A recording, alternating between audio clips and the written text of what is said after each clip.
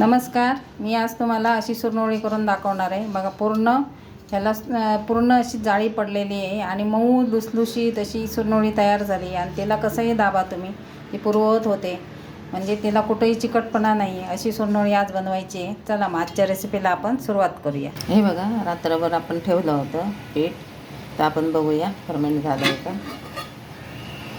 अशी वाफ धरली आहे बघा.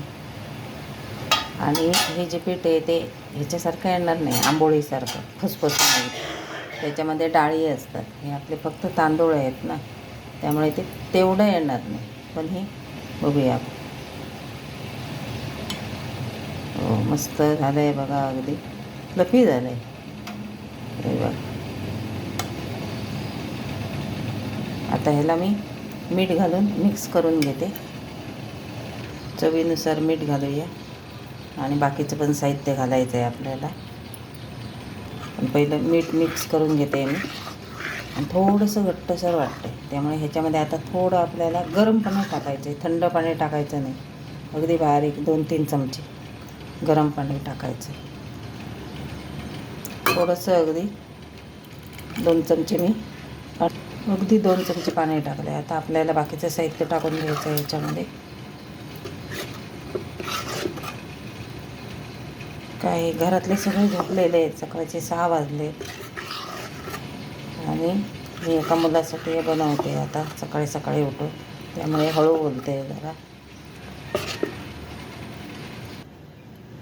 ह्याच्यात आपण थोडीशी हळद टाकली आणि आता हे किसून घेतलेलं गूळ आहे, कारण ते पटकन मग मिक्स होईल. आता हे ह्याच्यात मी मिक्स करून घेते.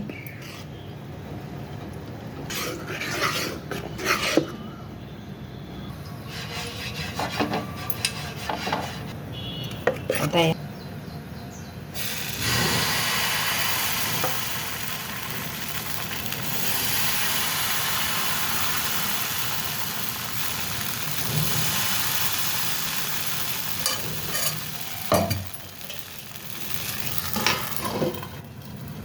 झाकण काढूया आपण. अगदी 1-2 मिनिट द्यायचं आहे आपल्याला झाकण, फक्त जास्त वेळ द्यायचं नाही.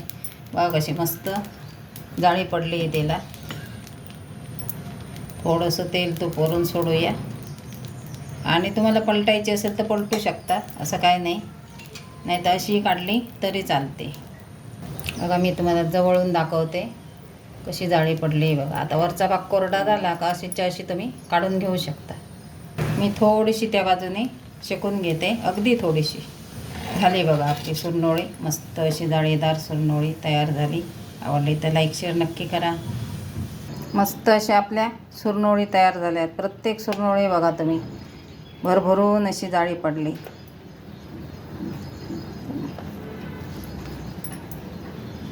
आणि अगदी मऊ लुसलुशीत बघा. मस्त अगदी रसामध्ये खाऊ शकता, खोबऱ्याच्या चहाबरोबर पण खाऊ शकता. जशी तुम्हाला आवडेल तशी तुम्ही खाऊ शकता.